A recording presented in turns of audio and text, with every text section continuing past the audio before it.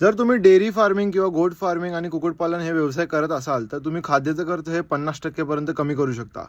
आता हे मी का बोलतो ते बघा.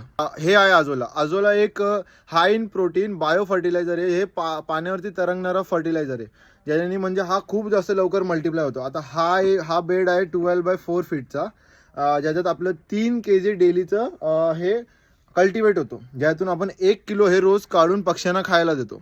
आता एक याचा फायदा हे होतो की हे रोज रोज कल्टिवेट असतो, म्हणजे तुम्ही फक्त एकदा बेड प्रिपेअर करायचं, कल्टिवेट करायचं, त्यानंतर याच्यात हे अजूला वाढत जातो. त्यात प्रोटीन भरपूर असतो, तर ते एक न्यूट्रिशन कोंबड्यांना पूर्ण फुलफिल होऊन जातो. आता याचं कल्टिवेशन जर तुम्हाला बघायचं असेल की आपण अजूला हे प्रिपेअर कसं केलं, तर त्यासाठी आपल्या बायोमध्ये लिंक दिलेली आहे, त्यात तुम्ही यूट्यूबवरती बघू शकता आपल्या चॅनलवरती की आपण कसं प्रिपरेशन केलं.